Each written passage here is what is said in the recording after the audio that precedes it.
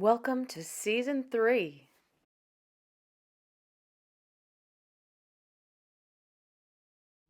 Now that so many of my students are adults, they'll teach me how, through the lessons in my classroom, they have been changed for the better.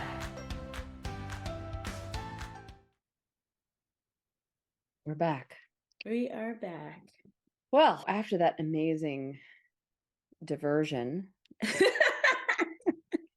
artist brain realm, we're going to circle back to our actual question.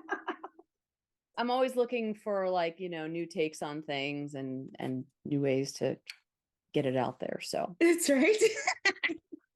we did okay. Okay, that's great. Okay. I know I tend to have some tangents too, so Well, and that's totally fine. There's like an organic nature to how we express ourselves when we're that's fair. asked the question, when we're given that opening, and then we can just like see what we're actually thinking and what actually comes out. It's Yeah. pretty magical. So we're now going into question 2.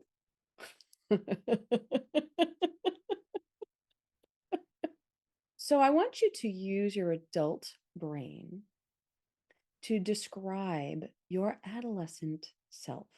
I would say I was definitely like musical. So I was definitely doing a lot of music. And like you shared earlier, it was a mixture of dance, step, band, all that stuff. I felt like I was also a lot more on the quieter side. Always a goody two shoe. I always wanted to make sure I followed all the rules. But then every now and then I'll slip up and not follow a rule and not get caught. But it was like super small. A good student wanting to do right. I was definitely insecure in high school for sure. Like I was really strong minded and I did a lot that I came off very confident, but like inside I was really insecure. And I did have my own struggles back at home as well. So that was definitely another thing that played a role in my relationships with friends. And then I was like a follower of my friends too. So, like, whatever they did, I wanted to do with my best friend. They did music, I'll do music. They wanted to see a show, I would do that too. So, it was just a mixture of things and figuring out who I really was. I mean, that's like the typical high school perspective of like, you don't know who you are, so you look to your friends to figure out who you are. That is a very adult brain thing to say because a lot of kids, when they're in that moment, Yeah, they know exactly who they are. And I'm like, no, you don't. No, you don't. that's true. No idea. That's so true.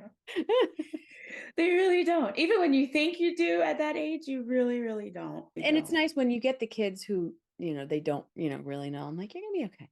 Just keep Yeah. just keep doing things. You're gonna be okay. You'll figure it out. It'll make sense later Just on. say yes when you get an opportunity that could be good for you. Just say yes. But I'm glad you said that because I was pretty shy when it came to performances too. Like Mr. Weber was my band teacher. Mhm. So it took a lot for him to convince me to even do a trumpet solo. I was terrified and I'm so thankful for like my friends because they were like pretty encouraging. I've always heard of people who were in high school talk about how like everybody had their cliques and everybody this and everybody that. At our school, I felt like we were pretty like well-rounded in different ways and you had thespians talking to non-thespian people like basketball people talking to like it was just a really good mixture. So I felt like I had a lot of support in that, but I was definitely like, super shy. And it didn't matter that I sang all the time, like at church. It's totally different when you're in a different place and different group of people that you're not used to seeing or used to seeing you a different side of you. It was nerve-wracking. And that's probably why I never did thespians or stuff like that because I was just terrified of performing. And wrapping point, I couldn't remember if Mr. Greenbaum started that class that year or like a year before. I don't really remember. But even through that experience too, Like, it was nerve-wracking. When I found out that we were gonna perform our pieces, I was like, "What?" I'm telling you, I thought that it was you who did the whiz. And That was my totally sister. forgot that it was your sister Jocelyn, who will have to also get on the podcast too. Hi, Jocelyn. That's right. Time passes, just you forget things. So, like in my mind, I was convinced that it was you, and then you were like, "No, Mrs. Terry, I never did that." I was like, "Oh, how did I never get you in thespians? How did that happen?" Again, this goes back to the shyness. I think that I was just too shy and I didn't really like put myself out there like that. I really didn't. But people just knew, oh, like she sings and she sang the national anthem, or oh, that's the girl that sings like in marching band. And it's so much different to be able to be around a group of people and performing versus like a few, like a smaller group or even just like a solo. It was so easy to blend and to hide. I was just so shy. And I'm like the total opposite now as an adult. Because you have your adult brain now. That's right. I got my adult brain. So let's take ourselves back to the dance studio, because you took dance for several years Mhm. and you liked it, you loved it, and you performed in the concert. So that was like sort of a different environment than putting yourself out center stage. So Mhm. what was something that happened in the dance studio that helped you to manage or regulate your adolescent self? One, it was definitely a safe space. And I felt when you taught us in a way, one, to be comfortable in who we are. And if we didn't know who we are, it was a safe space to explore who we are. And that everybody that walks into the classroom is a dancer. And that was such a different perspective for me to see. And I say this because even before I got into your class, around that time, I had already started or a little bit before that actually, but I had started a dance team at my church. But I was also pretty insecure about that. Like my best friends during that time, like Annie and Jerlyn, they were like more of like the dancers. And I started doing stuff like that because they were doing it. And so, long story short, when people from my church saw that I was doing what they were doing, they were like, "Can we do this at our church?" So I was like, I need to learn how to do this and to do it in a way that I'm like the one that's creating. Because when I was in those spaces, other people were creating, but I wasn't. I was just doing what I was told. So that was another reason why I did dance senior year, to be able to learn a little bit more about what creativity looked like and how to be comfortable with my body and all that stuff. So I felt like that was another thing that I learned in the classroom. Be comfortable with your body, because that's how you were made, and you don't have to look or to make yourself be like somebody else. You just be you. And that was something that I really, really appreciated about our class. I still teach that way. I talk to kids all the time about that, because I know that they're walking into that space and it is for most of them a foreign land. And Hmm. like, what am I doing here? Like most of them chose it. Some of them are like, I didn't pick this. My guidance counselor put me in here. It happens. Yeah. So I feel like it's my job to put their minds at ease that, like, yeah, you belong here too. It's Yeah. Everybody belongs here, and you all have something to learn out of this experience. We're here for 9 months. It's like we're giving birth to ourselves, in a new way. Yeah. I know that I liked dance. I started late, but I wasn't always comfortable seeing all the people who were like, pirouetting around me and dancing circles around me.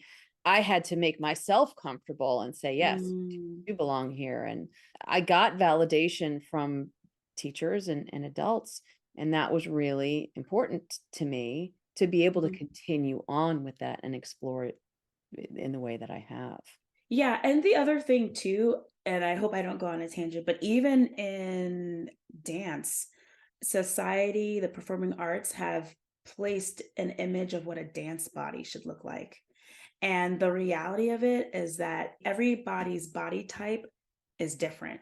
Just because you are on the bigger side doesn't mean you can't dance. And especially, in our school community, we have people from different cultures that are being represented. There are certain features that are more emphasized than other cultures, whether it's like, your butt or your arm, whatever it is. I appreciated that there wasn't this standard of what society has said for a body type to look like, but it was like, no, your body is great, and let's figure out how to dance with your body. And that was what I like most appreciated about that. And that for me, like boosted my confidence because it made me see that I do fit in. And so what if I'm bigger chested? And the heart and soul of dance is the heart and soul. And it's an expression of what's happening on the inside. And then you use your body as the vehicle to be able to be that expression and to dance in a way that brings life to your soul, but also to those around you. You know what I mean? What are some of the lessons that you learned in the studio that you think about or use and you carry with you today? Well, for starters, definitely self worth. And I think that does tie into self confidence as well. Seeing what my value is, knowing what it is, and then walking confidently in that. Yes, there are times where we will wrestle with things and all that stuff, but there's more to it in that it helps you to continue to pursue consistency. And that is what helped me so much and some of the lessons that I drew out of that. Another one is to not walk in shame. I think there's so much shame that is tied to us, one being a female, because everybody has something to say about our body or about our face and what we should be and da da da da da. You don't need to be ashamed of who you are. You don't need to be ashamed of your body. Your body's beautiful, and that is that. And that's the way God created you too. That's it. There isn't anything that you can change or that you need to change about yourself. If you were designed this way, it's because you were supposed to be designed that way. Being able to embrace who you are, all of you, like flaws and all. I think when it comes to music, or performing arts, there is commitment, there is persistence that you have to have, and consistency that you have to have, and dedication, and then there's perfectionism that you always hear. But I felt that in our classroom, like I didn't have to pursue perfectionism. Oh, you forgot the routine? That's okay. Let's do it again. Or oh, you tripped and you fell? Well, that's okay. That happens. Do it over. And I think that was helpful for me because it gave me permission to make mistakes. I'm such a perfectionist since I was little, and then as I grew up into my teens, and sometimes I still struggle with it now. But I definitely can say that I've improved so much from where I was and understanding like it's okay. Embrace your mistakes, embrace your imperfections, because that's what makes you become a better person. That was definitely like one of the highlights for me walking away and lessons to walk away from, in that there isn't anybody that is perfect. Nobody whatsoever. And for me, for people who are in my faith, I would say, except for Jesus. That's it. But you cannot be successful by doing everything perfect. And if someone said that they were successful and they've done everything right, that is a lie, a complete lie. Because what makes you successful is the amount of mistakes that you've made. And the only way to actually succeed is if you learn from your mistakes, you learn from the things that you've done. And I felt that doing that routine over and over again, finding, your placement, where are you in relation to other people around you, that has definitely been a lesson that I take away from as well, in that it increases your awareness. It teaches you how to empathize and to connect with people.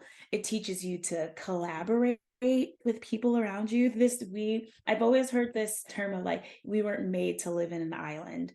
Oh, that was probably another thing that I had struggled. Like I had so many people around me in high school, but sometimes I also had felt like I was just alone. But it was a reminder too that I was not alone, that there are people around me who are full of support and love and care. And that's something that opened my eyes even more to know that dance is a community and life is a community too. You're touching on so many things that have these are the running themes. And I feel like this is why I'm doing this podcast, because it's like the search of like, what is the value of arts and education? What is the Mhm, actual value that we can't seem to quantify into like data points, right? mhm.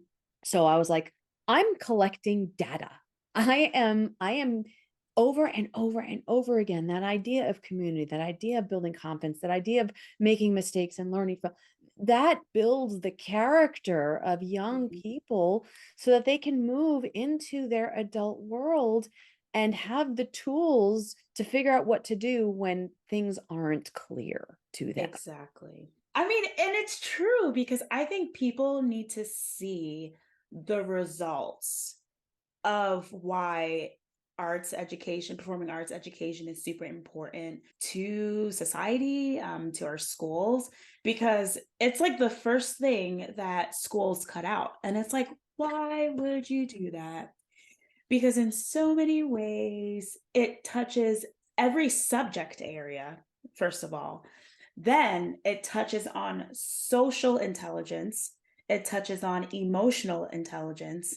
There are so many things about music that makes it different from other subjects because you can actually see it in every subject. Yep. Period. All of the arts, whether it's visual or it's Or performing, all mhm. of these things. I talk about physics. I don't know bupkis about physics, but I understand centripetal force, when it comes to turning, and I'm able to relay that. And then the physics students who are like really good at it, I say centrifugal, they're like, no, centripetal. I was like, oh yeah, yeah, that one. Power. So we can tie in all of the academic areas, even in small ways, to Mhm. if I can have them walk out and have them go, "Oh, physics. Oh," even a little bit, Mhm. we are integrating their knowledge base in the arts. That'll have to be one of my doctoral thesis topics. I am so here for it. I would totally read it. I'd probably even like send you some information along the way because I'll it's so important. We need to talk about how to integrate music, performing arts into academic content. Yeah. That's what helps people, whether they believe it or not, to remember things. And especially when you get old and you get Swiss cheese brain. You're like, wait, I have to remember all these things. Oh, that's what the I mean, practice I is for. even in middle school, my science teacher taught us like the I think it was like the metric system or something like that in a song. And every now and then I'm still singing it. It's like kilo, hecto, deca, base, deci, centi, milli, hey. But listen, when I had to take that test, I was able to remember, everything, and then to talk about where the point where the decimal was Yeah. in relation to the number. And it's so much easier to remember it that way versus saying like, hey, take all these worksheets and memorize everything. You're not able to connect with it. Like you have to make content things, academic things connect to life. And when they don't connect, then that's why students can't see the importance of it because they're going to say, why do I need to know this? Why do I need to know that? But it's like, actually, you do, but maybe you haven't found the best way to learn it and to understand it because information is more than just memorizing. You got to connect with it. It is the way of life. And if you can't connect with it, then it's meaningless information. Don't cut the arts. That's right. Moral of the story, don't cut the arts. I feel like you kind of jumped ahead on all these questions, which it's fine. It's I'm going to great. ask them and you're going to come up with other stuff and it's going to get you to the next question. So that's Probably. fine. How do you think you've changed since you graduated from high school? Well, let me tell you, I've changed so much. For starters, I realize, I mean, we hear this all the time that high school is different from the real world. And I hate that we have to kind of like make two categories. I hated it back then. I still kind of hate having to say it now, but the reality of it is that it's true. Because when you step into the real world, you realize that there is so much more out there, and then there's so much more struggles that you might face. I have learned in so many ways to draw back from those lessons that I've learned from high school or when I was younger, and then through my faith to push me to continue to pursue the very things that I desire in my heart. So awareness is definitely it, and awareness can go in so many different ways. I also felt that we had a very diverse school, and then we also had a lot of support, and I could say that even the same thing going into college, that it was pretty much fairly the same. But as I started branching out, I realized that is not the norm depending on where you're going. So I had to learn how to strengthen my inner voice, remembering all the encouragements, the things that my teachers have highlighted about me, and remember that those things are true to who I am.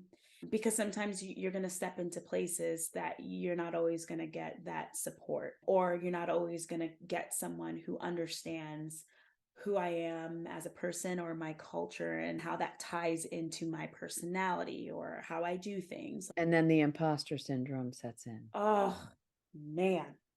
The imposter syndrome. Yeah. I still struggle with it now, but I am thankful that I am not where I am before.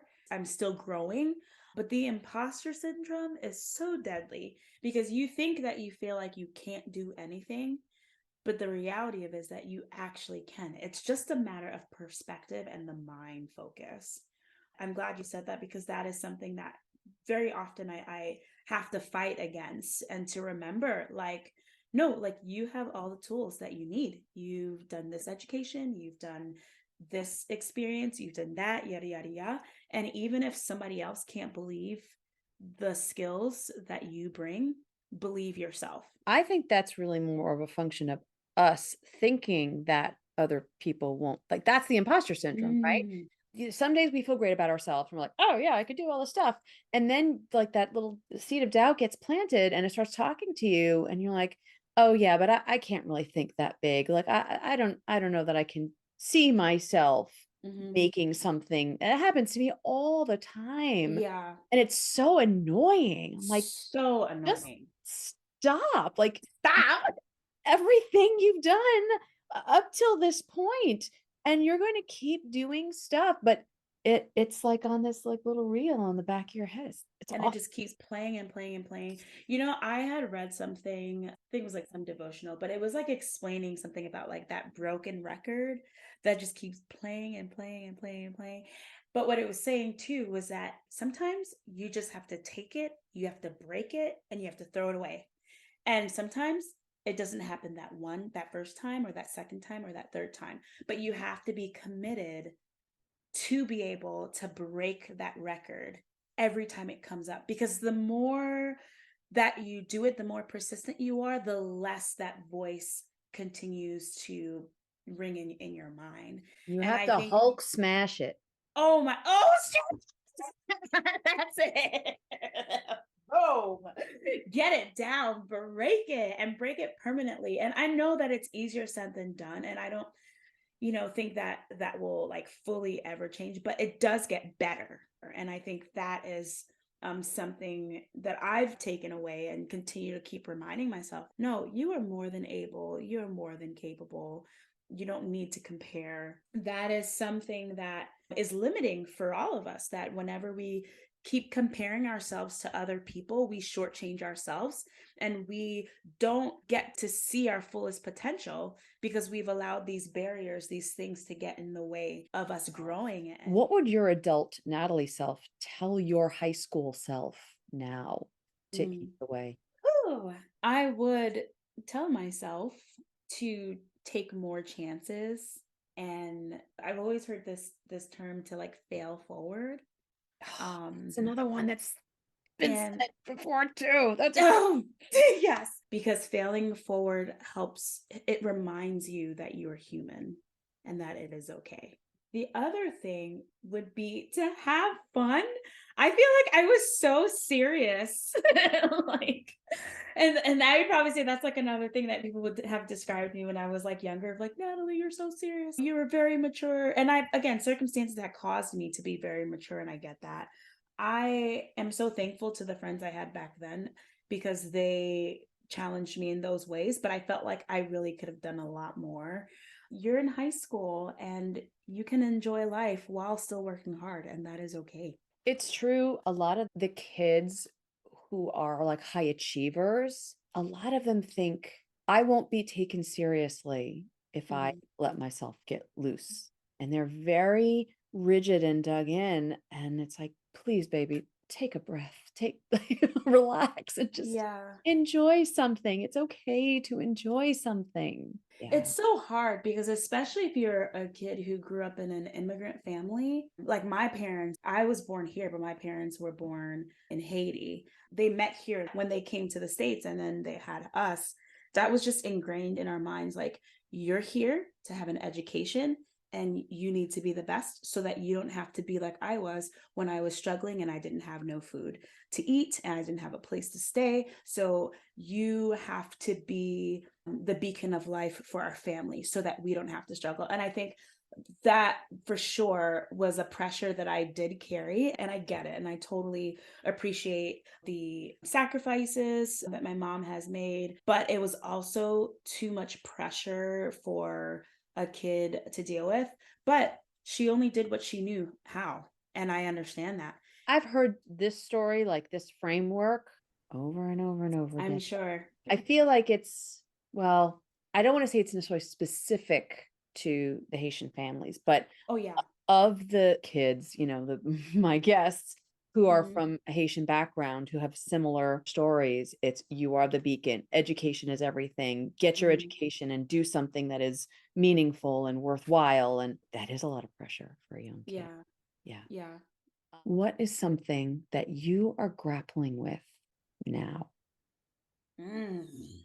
Yeah, sorry. No, that's okay. This is good. And it's funny because I kind of skimmed through it last time and I had something else in my mind. And then now I have something else. So I'm going to tell you what I have right now, which is great. I think what I'm struggling with right now is transition. Part of what, we had earlier kind of like talked about my transition out of my position role in at a church, and then being in the in between phase of what is to come, whatever that is now. I was actually reflecting about this yesterday, so I don't mind sharing that. Kind of a little bit what we talked about earlier about how like there isn't a traditional path.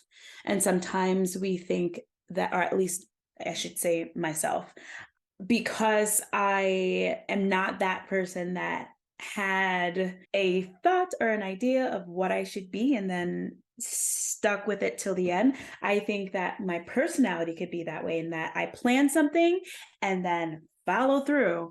But in reality, life has not played out that way. And knowing that that is okay, because I think, again, I allowed society to kind of feed into me, well, maybe I'm not successful, or maybe I didn't do something right, or whatever the case may be. I've had to really remind myself that everybody's journey is different. And that is okay. And just because you didn't have that straight path doesn't mean there wasn't purpose.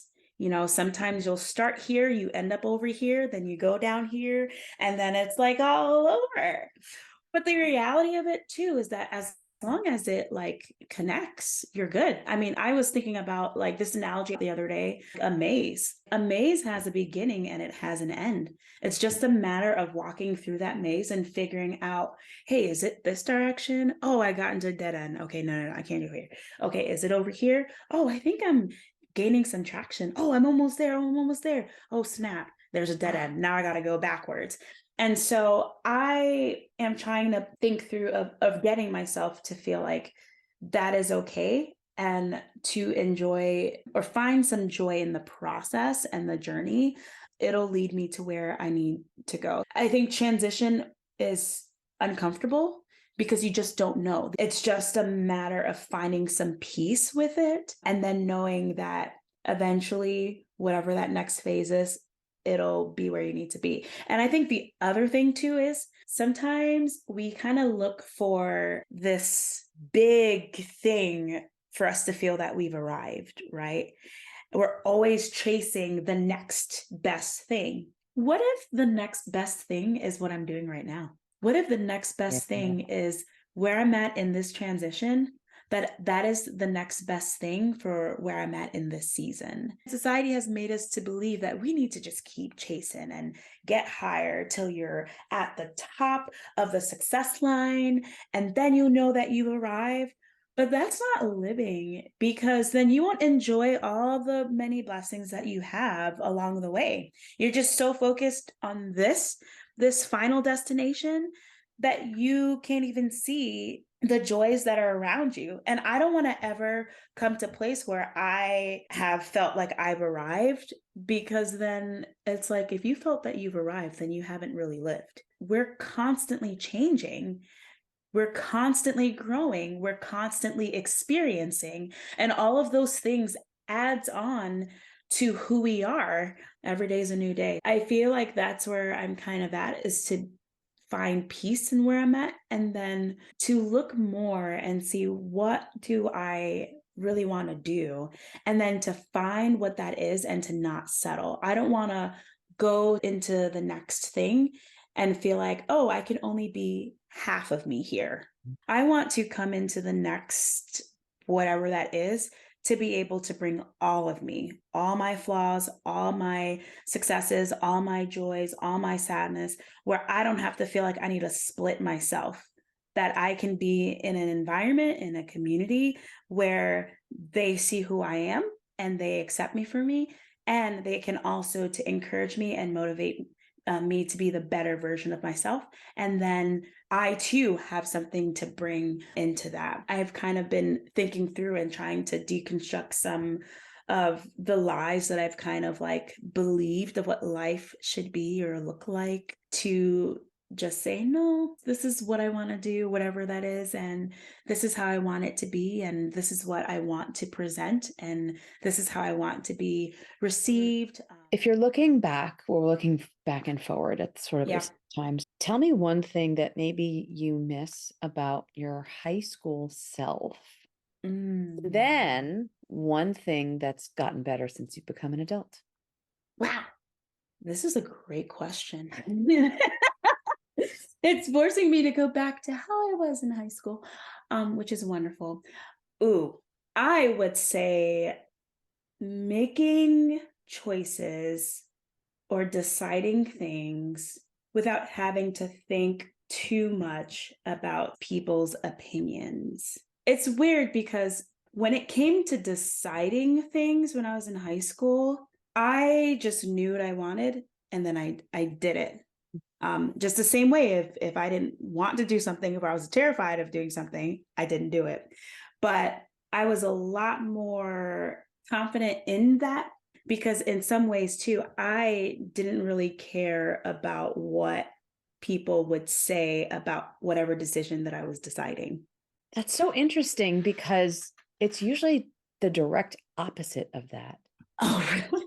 Yeah, like, kids are afraid to make decisions because they're afraid of like what everybody else is going to think. And you were the opposite of that. That's amazing. Yeah. And I think part of that too, because of circumstances, and I was just so mature, as I just had to learn how to make decisions. And then I just like made it and not have to think twice about it, because it was needed to be done. I think as an adult, I kind of wrestle with that. I'm thinking way too much about what people might think about a decision that I feel confident about, but then now I feel not too confident about it because so and so is going to say this, or they've said this when I've made a decision about something else, blah, blah, blah, blah. What was the second question? Everybody does that because they start getting so like involved in the first question. So the second question is, how have things gotten better since you turned into an adult? I would say that I am a lot better in my awareness of myself and my emotions. Hmm. I think that my high school self wasn't aware of how I felt. I didn't know how to validate my emotions when it came into certain things that I was dealing with, because I was also a part of a community or environment, in terms of home life, where we didn't really process our feelings, or you just, oh, this happened, okay, keep going, you got to push through, don't stop and think about how you feel. If you do, you'll cry and you won't get back up again. You got to stay focused. My adult self is learning the opposite of like, oh, you're sad. Well, let's just stop what we're doing right now and figure out, why are you sad? Oh, you're tired? Don't push it. It's okay. Giving yourself a break, vacation, and like not let it be connected to work. I've just always grown to be such a work, work, work, work, work, work, work. I've also realized as I got older that it's super important to take care of yourself, to find ways to replenish your soul, and to know that if you don't do anything today, it doesn't mean that you're lazy or you're not good. Like sometimes rest can be productive. And that was like such a new concept for me, I really do because it hope was. that that becomes the Haitian norm. I really do. Because again, it's like I'm interviewing different people, but it's like the same stories, the self-care and the valuing or the validating of emotions. I hear it over and over and over again. I'm like, so this is clearly a cultural Mhm. thing that I hope that your generation, the younger generations, as social emotional learning is becoming more of a buzzword in education, that Mhm. they start that process and teaching their children how to take care of yourselves in that way. It's hard. Haiti, they're in a really, really tough place right now, and it gets harder and harder every single year. And I am just so grateful for the opportunity that I have. And not to say that I'm better than anyone, it's just how it just happened. And even then, too, there are still struggles, even being in the States and being a person of color. But I always remind myself that I still have a chance to make a difference, and also to reach out to other people in my community in whatever way that I can, and to be that voice in whatever way that I can for them, to show like, I understand. We were brought up in very similar communities. Our Haitian culture, sometimes, it's hard to see vision. That's another thing of like, if you ask, what do you want to be when you grow up? A lot of it in the Haitian community, a lot of our parents wanted us to be doctors and lawyers. For the females, nurses, I definitely broke the mold of that. I am not a nurse. I could care less about nursing. I think it's a wonderful and needed profession, but for me, it is not a thing. And I've gotten a lot of heat from that, of just not being a nurse. But I've also learned over time, and I'm thankful for my faith. For me to be contributing to society in my best version, I need to stay true to who I am and how I'm designed. And I am not a nurse. I am not a doctor. I am not a lawyer. I make good arguments depending on what it is. But to say if I really care about doing law as a profession, not my expertise, nor do I have that passion for it. It's important, but it's not my passion. It's not for me. I went back to our hometown, Spring Valley, like a couple of weeks ago, unfortunately, for a funeral. But that's like a thing that was brought up to me by like someone from my old church of like, what are you doing? And oh, you sound like you've been all over the world. It's not good for you as a female to do that. Again, it's a cultural thing. Now, when I was younger, I would be upset and be like, well, why this? And da da da da. But as I got older, I realized it really is a culture thing. And that's all that they've known. And that's okay. Where I am and where I'm going and what I'm choosing, that is okay for me. I don't have to keep having an argument, because I know where they stand. I know where I stand. I could preserve my energy. But I do understand why that's there, and I think that's why a lot of times, a lot of kids in our Haitian culture kind of like struggle with that question that was asked, what do you see yourself 10 years from now? That is really hard to see, because when you are in what you've known, and you basically have a parent who is designing your own future for you, and to say like, hey, I'm only paying school for you if you go to school for nursing for that, or doctor for that. like then all you know is what they're telling you. It is hard, but I think it's still important to go to school because in getting your education, even if it's something that you don't want, at least in the beginning, and some people can relate to this in some ways too, of like you go to school, you choose a major, and then you realize, hey, that's not what I wanted to do. Well, you're in an educational space to be able to learn about different things, to be able to figure out what you want to do and what you don't want to And do. learning about how you learn. And exactly. Yeah. Yes. How do I learn best? College gives you the space to figure that out. You started talking about self-care, and that, of course, is one of my questions. Tell me 3 self-care practices that you do to help center or regulate yourself. I'm going to go back to the whole faith thing because I'm telling you, if I did not pray and if I did not know Jesus, I literally would be losing my mind. I'm so serious, especially when you're dealing with people and you want to say some choice of words. And I feel like the Lord's like, Nat, no, no, no, no, no. Just hold it. Sometimes you just have to let things be as they are and you walk away and you learn from that situation and you find ways to work through whatever that situation is. So for sure, I definitely, one of my disciplines is to pray and to read my Bible. The other thing is I love movies. So I'm always watching a Netflix show or a movie, but it's therapeutic for me because all the emotions, if I can't figure out what my emotion is, I usually find it when I'm watching a show and I'm like, oh, that's exactly how I feel. And this reminds me of a situation that I was going through. I'm so serious. My friends will say this all the time. I am funny when I watch the shows or like TV shows or like movies. And it's not that I'm trying to be funny, but I feel like I'm like involved in the show and what's going on, but it's very therapeutic because it helps me to stay in touch with my emotions. So sometimes people don't like watching shows with me because I'm like asking questions or I'm like, oh my gosh, I felt this or whatever. But it helps me to be all of my dramatic self and know that it's okay. And I absolutely love that.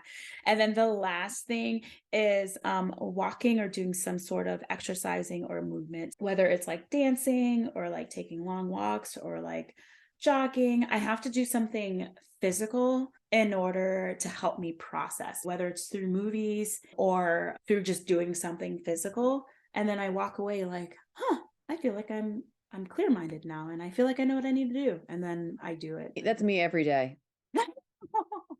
I walk into class, I'm like, ah, and I walk out, I'm like, good. Yeah.